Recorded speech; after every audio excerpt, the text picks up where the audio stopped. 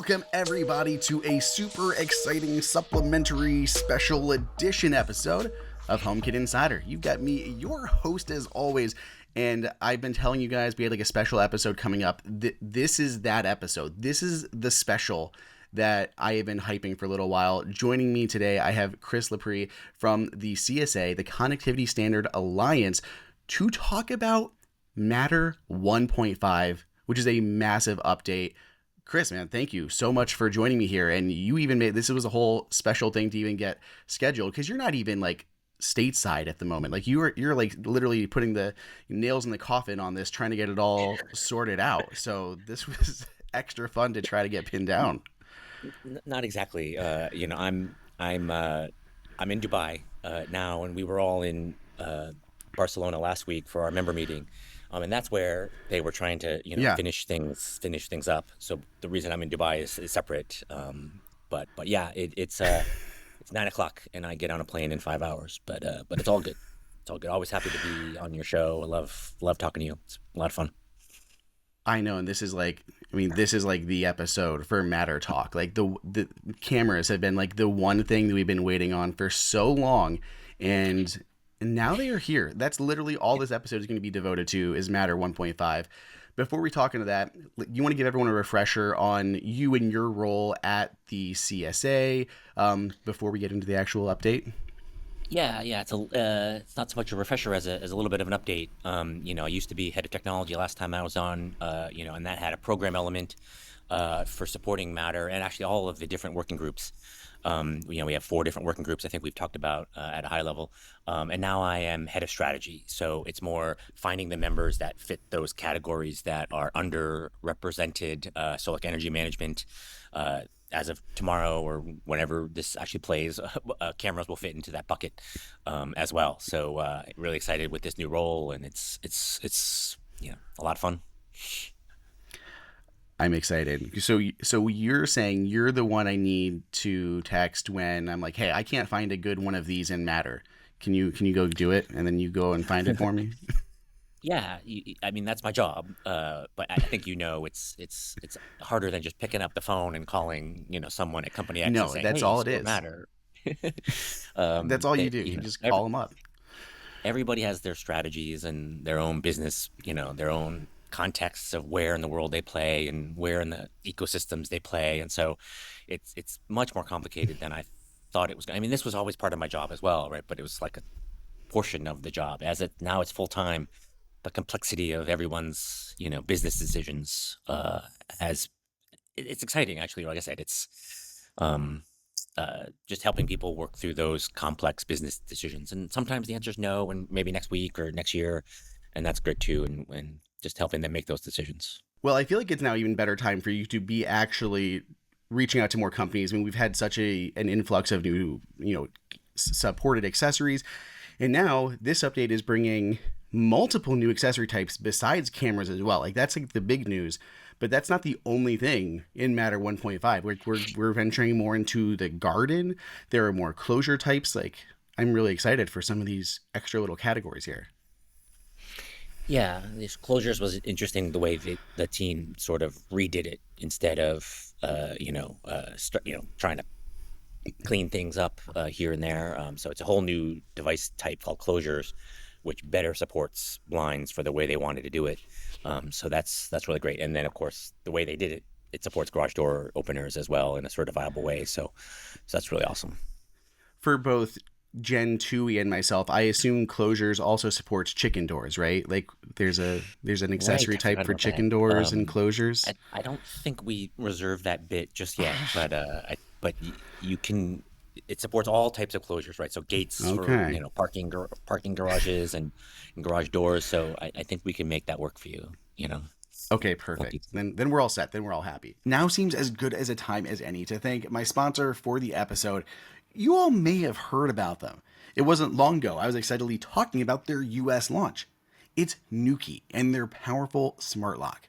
As a refresher, the Nuki smart lock is a retrofit solution, so it works great for anyone, including renters, and doesn't involve replacing the outward facing part of your lock. It only takes a few minutes to install and you are good to go. And of course, it works with Apple Home and Matter. Of all the locks I've tested, I think Nuki is the fastest. In Europe, locks have to go completely around versus only a few degrees here in the US. So they use a durable, brushless motor like you'd find in an EV or high end power tools that is super strong. It unlocks nearly instantly. And speaking of which, you can unlock via the Nuki app, the Home app, Siri, any number of automations, or add on the keypad to use a numeric code or your fingerprint. Share access via the Nuki app and see a full history of who unlocked the door. Plus, the lock is Wi-Fi, but if you use Apple Home with Thread, you get even better battery life. From now until December 31st, you can save 15% on the Nuki Smart Lock and Keypad 2 bundle on Amazon using code NUKI15AI. That is NUKI, Nuki 15AI. I love traveling, but the only part that I don't enjoy is not being able to keep up with my usual TV habits. Over the summer, I actually had traveled over into Europe, which was really cool, but then I got to experience that the dreaded not available in your region stuff from the streaming networks, and it drives me absolutely crazy. Like I paid for this, it is still me, I just happen to be in a different location. Well, fortunately, there is a workaround, Surfshark VPN. It's a virtual private network that allows me to mask my real IP address and replace it with another one that's basically anywhere else in the world. That way I can continue to watch my shows wherever I am. It's really great because Surfshark VPN has a few benefits that you don't always see with VPNs. For example, there is 24/7 customer support, so no matter where you are, when it is, you can get support here. I think that's really important because if it's only like in the US, but then you're traveling into Europe and then you need help with something, what are you going to do? The hotline is closed outside of normal TV or business hours. Well, 24/7 support. You are always covered. It's also a no log VPN, which means they keep no records of anything that you do or whatever you look up online. So it's completely blocked privacy, everything. You don't have to worry about anything being saved by the VPN. They also have over 3,000 servers in over 100 countries. So yeah, whether I'm just trying to find a different location in the US to watch a different football game, or I'm literally in Slovenia trying to watch my normal TV stuff, I can do it. I can't tell you how many times I have traveled and been having problems trying to watch sports. It absolutely drives me wild just because I'm in a different area. It should not be this hard. Fortunately, Surfshark makes it a little bit easier until they all figure that kind of stuff out. It's also just super private and secure. I know we talked about that with the no logs and everything, but I think it's important. Like when you're using public Wi-Fi, public internet, hotel Wi-Fi, airport Wi-Fi, anything like that, you don't know who is on there, what they're doing. And when you're not using a VPN, your information can be exposed. By routing it through a VPN instead, it's going to keep it all private, secure, and locked down. So nobody else is getting into that. It's just one of the many reasons that I like Surfshark. They also have a whole bunch of different add-on programs that you can check out. There's Alert, Search, Alternate ID, Antivirus. So you can find all these extra things that make sense for you, and you can like save money by picking them up at the same time. I just think personally it's really handy. I really like Alert, which is a breach detection system. It notifies you if any of your data leaks anywhere. That can be emails, credit cards, personal ID information like logins. It's just super, super handy. So just one of the many benefits that you get from Surfshark. Go to https://surfshark.com/HomeKit or use code HomeKit at checkout to get 4 extra months of Surfshark VPN. Well, let's get into it. Let's talk about the big one, cameras. So cameras here, I'll go over high level. You fill in all the blanks for me. But cameras are here. They support actual, real-time streaming for both audio and video. They're using the established WebRTC tech. Has two-way talk. We have local cloud recording, options, hookups in there for both event-based and continuous recording, which I think is great. We've got pan tilt zoom control support built in here. There's detection zones as well as privacy zones that can be configured. There's a lot. I mean, if everyone supported all of these things, Apple, that would be a lot of, quite a few new features. Right, and that's just it. What we what that what that team looked in to do was support everything that everyone does, and so most, it's all optional, but we wanted to make sure that you're not going to lose features if if your camera's not matter and then it becomes camera and then you lose X, Y, and Z. So all those things that you could do before are now supportable in Matter, but that doesn't mean that like a camera that didn't have pan tilt is going to somehow Yeah. grow a motor in it. But yeah. I think the other thing that I'm really excited about too is Matter isn't defining any requirements for resolution, frame rates, aspect ratios, anything like that, which means, again, theoretically, if a company were to support all of these things, we could finally be getting 2K, 4K video in, perhaps Exactly, Apple yeah. Home, if I was just picking an app out of random that I Right. use. Yeah. Yeah, I just saw an FAQ sort of fly by in 2K, 4K, and I kind of like chuckled. I'm like, yeah, soon, anytime soon. But you're right. Yeah, that's exactly the thing. Is the protocol is future proof for that kind of thing, and of course, if you got your Apple TV and it supports 4K, for example, then yeah, that's kind of what you'd want if you wanted to spend the money for those kinds of cameras around your house. Yeah, absolutely. I think the thing that makes me the most nervous about this is like this looks really robust for like a first rollout here of cameras. Like I'm not seeing anything that I'm missing in the terms of like the specs that have been outlined here. So I'm sure there's more to grow, but like you guys have covered a lot of bases. But what makes me nervous is that whole optional aspect. Like where's that going to fall? Because Apple could be we support Matter cameras, and they could still stick with 1080p resolution or some nonsense like that. And I'm hoping like even the pan tilt zoom support we don't have in Apple Home. A company like a Carter comes out with a PTZ camera, you can view the lower resolution static frames in Apple Home, and then you can move over to the Car app and control the actual placement and higher resolution things like that. So I'm hoping that this means Apple will support more of these features, but it makes me nervous when they're optional like that. Yeah, I mean, yeah, it's particularly me in my former role, more so than my current role.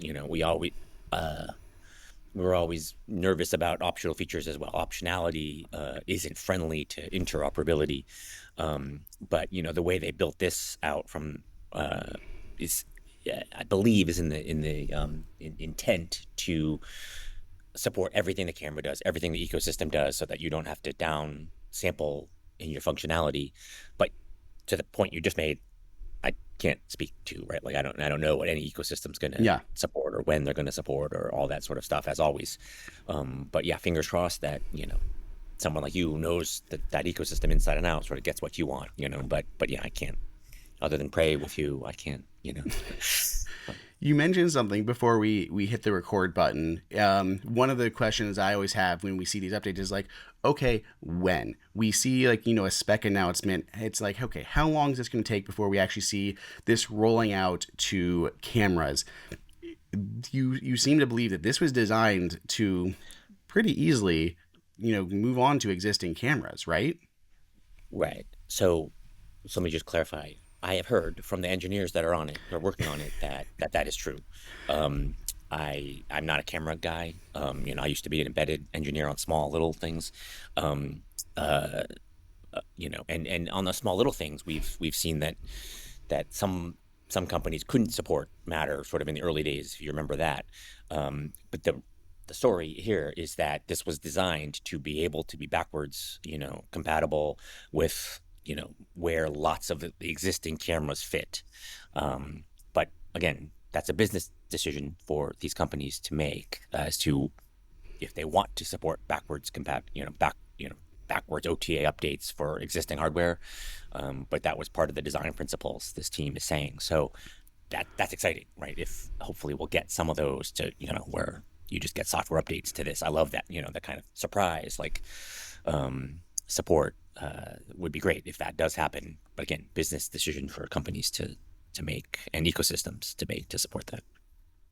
For sure. You always have to walk the line of like you're not speaking on behalf of anyone, so I'm going to read between the tea leaves for you. And I'm expecting at least probably a few of the bigger companies will roll out Matter support. I mean, we've seen companies like Akara that are very aggressive with supporting Matter in their updates. And yeah, if this is not burdensome enough to require new hardware, which it doesn't sound like, I would hope that we should see this arriving on cameras from them and others fairly quickly then. Yeah, I certainly hope as well. And I think sort of stay tuned. I think we'll start hearing about that sooner rather than later. But yeah, that'd be great. Right. I hope on like the next episode or two, I start to have some announcements of companies at least committing in text at least that they plan on supporting this on devices. But of course, that's only half the thing. Like we have to actually have the accessories support it, and then the ecosystem support.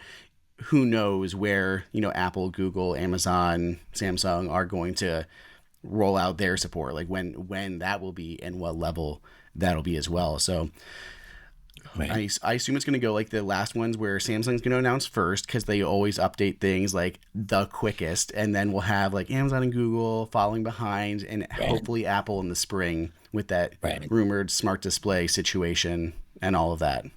Rumors. Yeah, I don't know about that. I'm kind Rumors. of hoping that someone supports a Matter and VR at some point. I think that would be particularly exciting for me. But again, I would love that. But well, I don't know. I know it's always tough. Like I just want to hear some announcements. I did, spoilers for the next episode. I did grill Giorgiani from Signify Philips Hue on if they were going to be supporting Matter cameras, and I think he's like, we're literally going to roll out Apple Home support first, and then Okay. Matter cameras, because he said it was taking too long for the not like that's your fault by any Right. means. It's kind of a miracle that this many companies work together to create this. He's like, Right. yeah, we literally just kind of abandoned Matter for the time being, starting with Apple Home, and then we'll come back to Matter after the fact. Right. That we've seen lots of companies like Eve sort of, in the delays 2 years ago or whatever, like say, okay, well, Apple Home is where our business was 2 years ago. So we're just going to go back to that safe haven or whatever. That's more so for your listeners than anyone else. But yeah, that makes sense for them too. But good that they'll come back and then we'll see where that all lands, particularly in the support that they want to do. For sure. We got to move on to closures, water stuff, all of that, but just I'm so excited. Like this could be huge if Apple, rolls this out, whenever that happens to be for the Home app. We will be able to finally view like Apple Home cameras on any other smart displays and interface that are supported with Matter 1.5. This is exactly what I've been hoping for. We just got to see everyone announcing support and those updates hitting. And it's not even like it's a new accessory type, but the fact that it can be retroactively, added much more easily than some of these other ones, like some new accessory categories. I have a lot of hope here. I mean, this is such a long time coming, so I hope that it won't take as long as some of the other device types to actually have support rolling out. Yeah, I mean, not anything to do with your specific comment there, but I think with the Philips Hue announcement, the IKEA announcement, and then just I don't even remember the timelines here, but the existence of I think it's I don't want to screw up the names, but an affordable Matter lock and an affordable Matter thermostat. You can probably help me out on exactly the company names there. I think we're starting to see a lot of momentum, just sort of under the, just like rumors of this happening and that happening and all this. And I'm just really excited about sort of what we seem to be feeling is going to happen. I don't know how else to say that. Um, but, I uh, agree. but yeah, and now this, of course, I think sort of adds to that momentum. So I think everything looks really good. It's just the ecosystem support. That's like what we're waiting on. Like there are accessory types that are in Matter that aren't in Apple Home yet. And whatever that happens to be, because like my personal theory that I've shared many times is they are waiting for that smart display in the next generation assistant because that's Mhm. used so frequently to control these things. I mean, yeah, I it's having done this before myself, right? In a much lower stress situation than Apple operates in. It's hard, right? It is a lot of work to get a user experience right. And obviously they put user experience quite high, probably much higher than I did in my past life. But it's really hard. It takes a lot of time to get it right. It gets a lot of testing, and then you realize you got it wrong, and that might be a 3-month delay just because, like, oh, I don't like the way that size of that widget fits over here, and now you got to redo a bunch of software. And they probably have widgets that create all that for them, as we had to sort of hard code all that. But I mean, it's just hard. It's just really hard to do that, and that's just one device type. And now we're talking about 10 or 20 different device types across those ecosystems. So I think it's roadmap, and that's just a roadmap, business plan, user experience. That's just a lot, and everyone wants to get it right. I agree. And I think Apple is a lot about the narrative, right, of how things kind of go together and work together and announce together.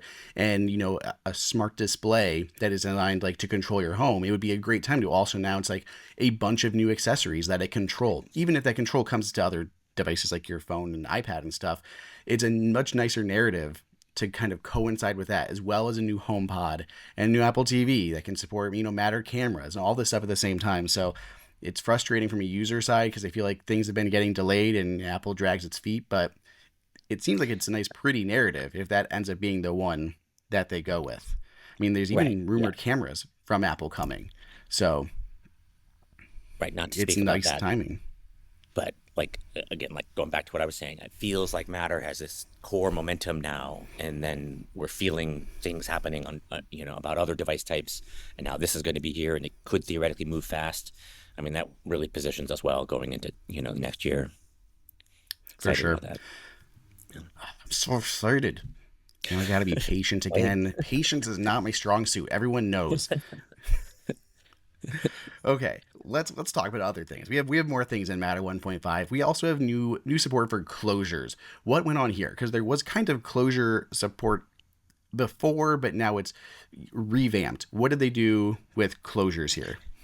Yeah, so it's a little bit of a redo. We had blinds that started going down a path, and then and this is sort of my hearsay through this a lot. Like I said, I've been a little less involved in the last couple of months because of my new change, but they wanted to add a bunch of things to it, and it was easier for them to sort of start over. So instead of changing blinds, they added closures. And by adding closures, they could now support garage door openers. They could support, other gates, automatic gates, and automatic doors, which we've been hearing like a lot about. Like, if my phone can unlock my door automatically if my hands are full, I still have to get that knob open somehow, right? If my hands are full, so it might be nice for doors to be automatically opened when I approach it. And so that is, I believe, something that might make sense from this closure as well. So, totally new device type that supports different things. Which is great because there's things like, one of the things that I felt has been like it's like everyone's like making a door or a smart lock for your front door. And like, why is there nothing for my sliding door? Why do I have to manually lock my sliding door? I can hit my good night scene and literally change AC, turn off fireplaces, lock doors, all these things, and yet I can't lock my sliding door. That really hasn't been a thing. No, just the little door? latch lock. Like it's got the vertical latch that has to go down on a sliding door, and I don't have that, let alone the motor. I have a random motor that I got like 2 years ago or something that is like tied to pet collars, and they can approach and can open the sliding door for them. Really? But of course that was never supported by any ecosystems. It was just its own siloed thing. But yeah, I would love to be able to open sliding doors and just lock them. Like everyone I know has a sliding door, and yet there's no sliding door lock. Huh. Yeah, I don't know. I mean, there's a company for you to start reaching out to. Find some sliding door lock manufacturers and get them on this. Right. And on the energy management side, I'm excited about windows that open, not here. I'm here in Europe, even though I'm in Dubai, but like in Europe, they probably have it here too, but the 5-way windows, that can open like slant this way, slant that way, yeah. open that.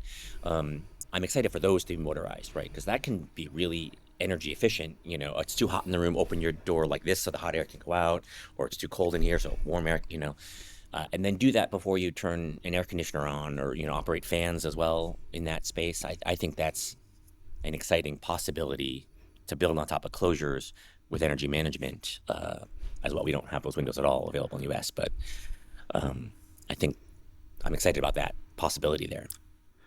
For sure. Just to go over what's actually listed in the press release, it says there's devices such as window shades, drapes, awnings, gates, and garage doors. And they can also do different motion types, sliding, rotating, and opening, and configurations for single, dual pane, nested mechanisms, and more within this whole new set of closures. So yeah, that definitely encompasses a lot of different things. Yeah, like I said, a little bit of a do-over so they could be more flexible about it rather than continue down the path that they had been on with something that was pretty specific to blinds. Outside of closures and cameras, we have a few other things still added in here. We have soil sensors. I know this is one both of us are excited about. Tell me about soil sensors here and smarter water management, they also say. Yeah, I mean the soil the soil sensors is one that you and I talked about before because it was coming like way in the future, and now it's here. I kind of am a plant guy. You can buy one plant and then you end up with 30 plants. And now here I'm in Dubai, no idea if my plants are dying or not. It would be great just to, for me, I have no idea what they're actually going to start selling or who's going to make what. Sure. But like a little cheap soil sensor that could go into each one of my plants and I could just name them something, and then some ecosystem can now deliver that to my phone and potentially even with valves and other things deliver some water to it as well. I don't think I want that in my house. I think I've already mentioned I flooded my house twice already, so I don't want to give more opportunity to flood my house again. But yeah, so soil sensors is something I'm particularly excited about. And what was the other one you mentioned? It says there is smarter water management. I don't know if they're just if they're just mentioning that you can combine it with the irrigation and valve systems that we already have. That's what I was just saying. Yeah, I think that's what it is. Yeah. I think so. Which to me, it's like the outside garden. And I have like 3 different garden beds, and I definitely want to know like how they are doing. Do I need to water? And yeah, like I have my Eve Aqua out there and it's like just on a regular schedule, but then even setting it up to like monitor weather. First up, weather is not perfectly accurate to your exact, house. Exactly. My mother-in-law a couple miles away will get a ton of rain and will be dry, or vice versa. And weather is rated the same. So I think having an actual sensor. Yeah. I have one of the non-standard orbit things, and it says, oh, you're getting rain, like we're not going to water for a week, and then like it actually doesn't rain where I am, just misses you. And then you got to either manually water or more likely I'm not there and everything dies, So, yeah, but and sensor I would love driven. Yeah, and seeing it like based on like, having a third-party app that would be able to read matter soil sensors and then to be able to give recommendations based on like plant type and stuff would be super useful. Do you remember the old Parrot plant sensor? Because I love that thing. They made drones, but they also randomly made other ones that were expensive. In fact, I tried to build one back in my former life, and it was just too expensive. With a non-standard thing, it ended up being like $20 for one plant. And then you want another plant? That's another $20. Like the plant wasn't $20. Like why would I put a $20 sensor in this plant? Yeah, exactly. So I think that's going to be great. I'm super excited for that. As we also talked about, I start planning in my head when I can hopefully start to get these accessories. So I assume by hopefully spring 2027, I'll be able to hopefully start using some of these in the garden. Because maybe we'll get announcements, next year, like CES or right after CES, and then time to actually build and roll out for like a gardening season. I'm going to guess early 2027 when we'll see some soil sensors. Yeah. And I'd have to look back through everything. I think we still need to do something for outdoor irrigation. I think there's still more needed on that particular category in terms of scheduling and all that. But that's one of those other things that will be on the roadmap because I know there's companies interested in doing that. Perfect. Okay, last thing here in the 1.5 update, advanced energy management. What's going on here? Yeah, I'm gonna have to look at the details again on that one. So price is the big one that got added there, but there are a number of other things that are pretty specific to tariffs, like the complicated ways of doing that, and then what in the thing you're looking at, the EV charging enhancements. There, I don't the metering support, I think is pretty specific to utilities and how they want to communicate with homes. I think that, the broad takeaway for consumers is, now if my utility wants to talk to me that way, I can grab that data. All the devices in my home can grab that data and, use it in some automated way.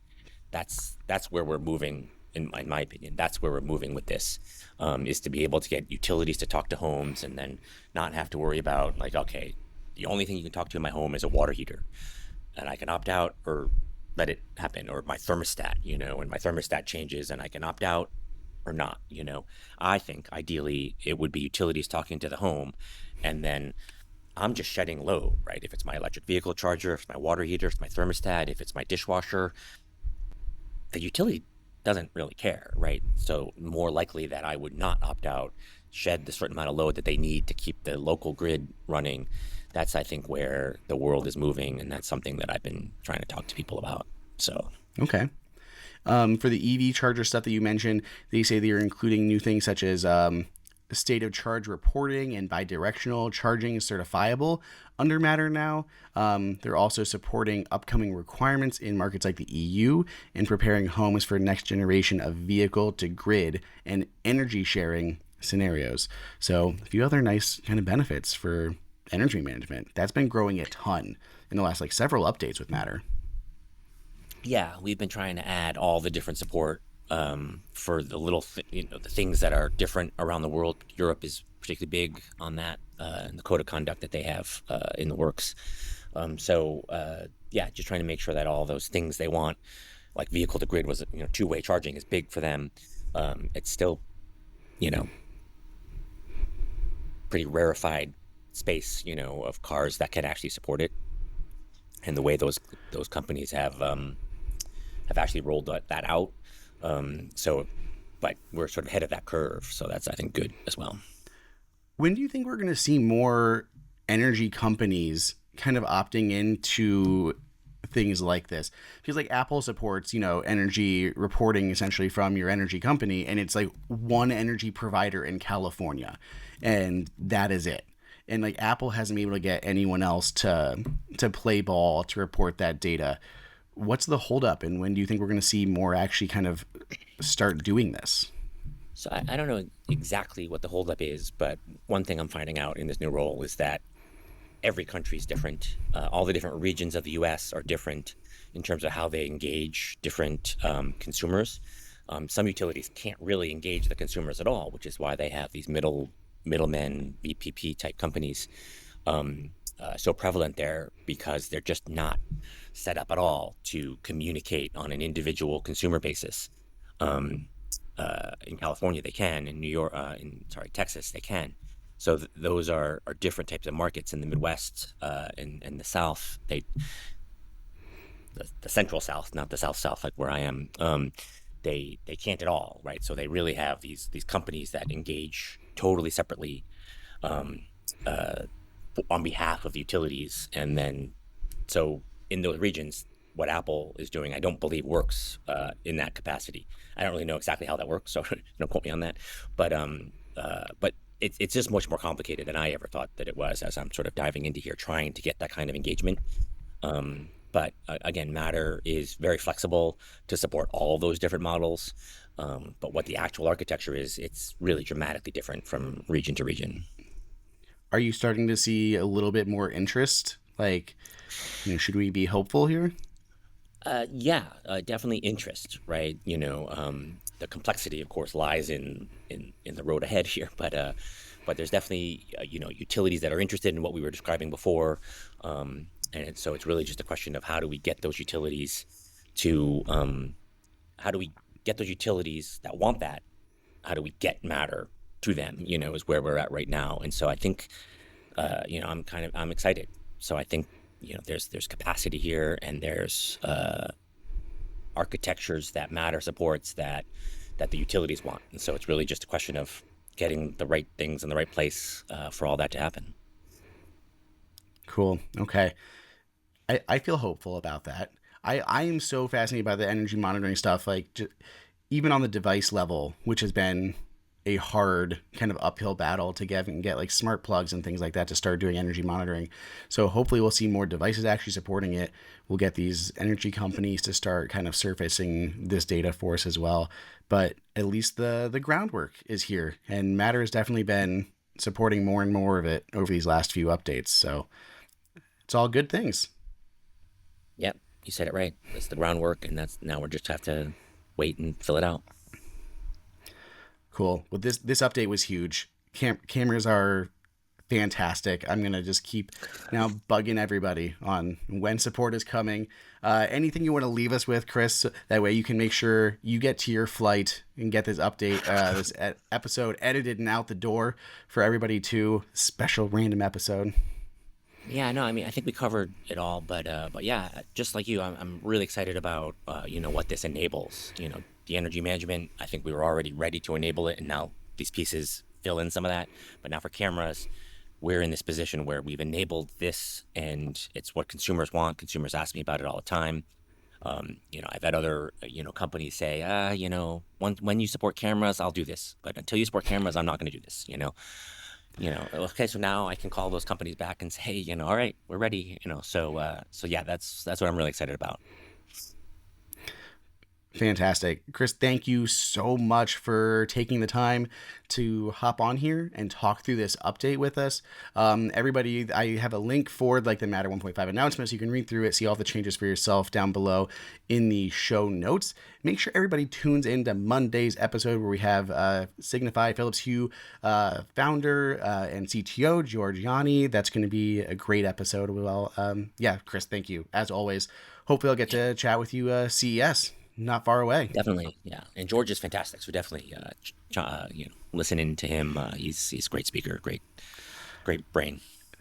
I know, and it was so cool to hear him talk a little bit about like the founding of Philips Hue within Philips, and then how he got them into like Apple stores for the original like 1 year exclusive launch situation. Yeah. It was pretty neat. So it was a really cool conversation to have with him. He's for got sure. A great story. So definitely look forward to that. Awesome. Thank you again. Everybody, do what you guys do best. Give this video or podcast a 5, 10, 100-star rating on your podcast player of choice. View the video version of this over youtube.com/HomeKit Insider. If you have any questions, make sure you let me know. You can send me an email at andrew@appleinsider.com, over on Twitter at Andrew_OSU, or on basically any other social network. And yeah, catch you guys all in the next episode.